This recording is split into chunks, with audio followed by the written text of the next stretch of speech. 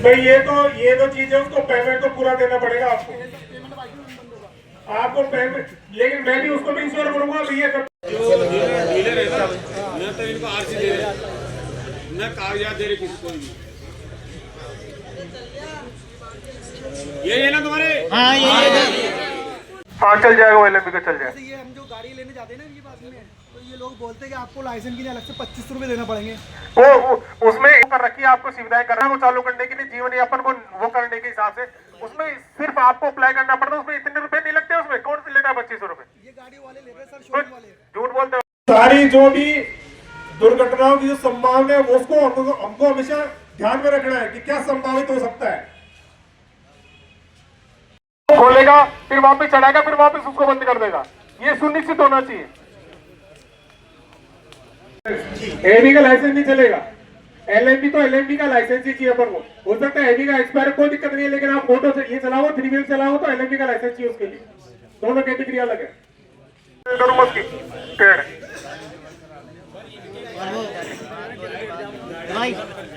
तो आपका लाइसेंस और आपको नंबर मिलेंगे, इसलिए हमको परेशान है। 1500 आप देना तो नहीं है अपन को।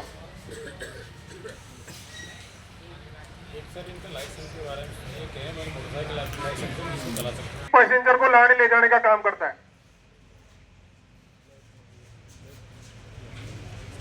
उसमें ये ट्रैफिक इंस्पेक्टर साहब और मेरे के साथ मैं अपनी बात कहने से पहले सारे अपने टॉप के प्रशासन, खास तौर से यहाँ जो लोग बैठे हैं उनका हार्वेस्ट करूँगा तो वो टॉप के हालात और टॉप की बेरोजगारी से वाकिफ होने के नाते वो भी अपने विचार रखें। लीगल के बारे में और अदालत में किस परेशानियों क्योंकि हमें 4-5 दिन लग जाते गाड़ी छुड़ाने आधा नहीं है। देखिए सर, आज ये 4 लोगों की मीटिंग होती है, इस तरह की चेतावनी किसी के निर्देश थे। देखो आज क्या है कि जैसे प्रत्येक वर्ष जो नवंबर माह का तृतीय जो रविवार रहता है उसमें वर्ल्ड रिमेम्बर्स डे मनाया जाता है। उस रिमेम्बर्स डे में हमने कई तरह के आयोजित कर रोड सेफ्टी से रिलेटेड, उन्हीं से एक ये प्रोग्राम था। इसमें जो भी ऑटो चालक यूनियन का जो अध्यक्ष थे उनके द्वारा ये प्रोग्राम रखा गया था। उसमें हम जो ट्रैफिक वाले एसएचओ साहब हम आए, इसमें सब में हमने रोड सेफ्टी की जानकारी दी है और इन सबको हमने जो रोड पे चलने से अपन को क्या क्या नियम कानून को पालना करनी वो सारी जानकारी दी है, ताकि जो खुद सुरक्षित रहे और सामने वाले को सुरक्षित रह सके। देख किस तरह की चेतावनी दी है, जो 6 कागज़ आपने मांगे जिनमें 3 होना जरूरी है।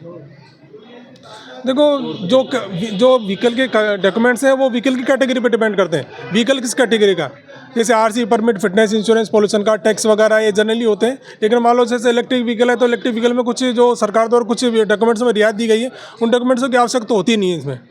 मंडे को जो चेतावनी दी है, किस तरह की कार्रवाई की जाएगी ट्रैफिक नियम को लेकर? बस देखो अभी तो हम सबको समझाइश कर रहे हैं। समझाइश से काफ़ी डॉक्यूमेंट्स भी अपडेट हुए। हमने इनकी जो नोटिस भी इशू किए हैं, इनको जिन गाड़ी को जो फिटनेस खत्म थी उसमें अपडेट भी किए। फिर भी चूँकि एक प्रोग्राम रखा था तो समझाइश का प्रोग्राम भी थोड़ा सा बेटर रहता है अगर इन्फोर्समेंट्स के कंपेयर में। अगर समझाइश के बाद में भी लोग डॉक्यूमेंट्स अपडेट नहीं करें तो फिर इन्फोर्समेंट तो करना ही पड़ेगा। ठीक है, पॉइंट की बात है, जो पॉइंट है इनका एक जगह नहीं है। शहर के अंदर आड़े पीछे वाहन चलता है, जो ई रिक्शा है, कहीं ना कहीं लोगों को डिस्टर्बेंस है। नहीं, मैंने लास्ट भी मीटिंग में यही कहा था कि जो भी आपको जो सिटी में जो ट्रैफिक का जो सिस्टम संचालन करना है, आप प्रॉपर मैनेज से करो उसको। भाई एक वो ठीक भी लगता है जो आप भीड़ लगा देते हो एक जगह, जैसे मान लो आप बस स्टैंड पे उल्टी सीधे लगा देते हो ऑटो वगैरह, तो इन सबको इस सिस्टम में लगा करके ट्रक यूनियन जो अध्यक्ष है उनको भी मैंने बताया कि आप लोग सारे सिस्टम से चलो ताकि सवारी भी सुरक्षित चलेगा, आप लोग भी थोड़ा सा सेफ्टी से रहो। परिवहन विभाग द्वारा किस तरह से हिदायत दी गई है को लेकर? पेमेंट डिपार्टमेंट का तो पहले से समझाइश का प्रोग्राम भी रखा गया, हमने पहले भी समझाइश की थी और समझाइश के बाद में भी हम जैसे इन्फोर्समेंट भी करेंगे। और मान लो इन्फोर्समेंट के बाद में भी जैसे उसको मान लो जैसे डॉक्यूमेंट्स में कोई कमी रही, मान लो फिटनेस खत्म है काफ़ी टाइम से, तो हम गाड़ी की सस्पेंड की कार्रवाई भी करेंगे और फर्दर वर्क भी करेंगे। एग्जाम होते हैं, छात्र यहाँ आते हैं, शहर के अंदर नाइट के अंदर जो कई लोगों का आरोप भी है जो ये वसूली करते हैं, 50 से 150 रुपये ले लेते हैं 2 किलोमीटर के एरिया में। नहीं, ऐसा मेरे को संज्ञान में आया नहीं। अगर कोई आएगा तो फिर हम उसमें उचित कार्रवाई करेंगे। Thank you.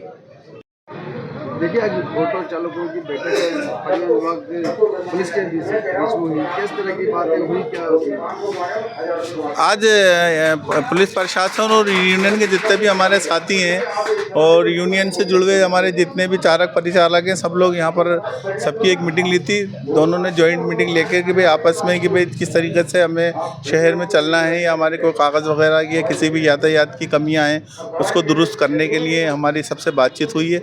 और हमारे जो नियम हैं इसके प्रशासनिक सरकारी तौर पे जो सरकार के नियम हैं उनको हम फॉलो करें, जो भी कागजात हैं या बीमा है या जो हैं उन पर चर्चा हुई है। तो हमने उनको विश्वास दिलाया कि जो भी समस्या है उसको बैठकर हम समाधान निकाल लेंगे।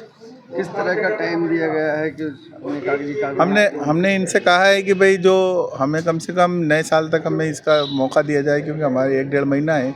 इसमें जो भी हमारी वैसे तो हमारी 90% हमारी गाड़ियाँ सब कंप्लीट हैं, अगर कोई 2-1% हैं तो उनको भी हम पूर्ति कर लेंगे, सबको समझाएंगे यूनियन के माध्यम से। क्या इसमें 3 व्हीलर जो उसके इलेक्ट्रिक व्हीकल्स हैं उसमें भी क्या परिवहन विभाग में पूर्ति की आवश्यकता पड़ती है? हाँ, वो उसमें बीमा वगैरह और इसके रजिस्ट्रेशन वगैरह की इसकी सबकी ज़रूरत पड़ती है। जो डीलर्स हैं वो इसकी ज़िम्मेदारी ले लेते हैं, लेकिन वो अपनी ज़िम्मेदारी का डीलर से निर्वहन नहीं कर पाते, जिसकी वजह से हमारे ऑटो जो रोड पे चलते हैं जिनके कभी प्लेट में नंबर वगैरह नहीं आते हैं तो ये वजह रह जाती है। तो इस वजह से जो भी हम डीलर्सों से बात करेंगे और उनको कहेंगे भाई समय से हमारा इनके जो भी गाड़ी ख़रीदता है उसको पूरा कंप्लीट करके एक साथ दें।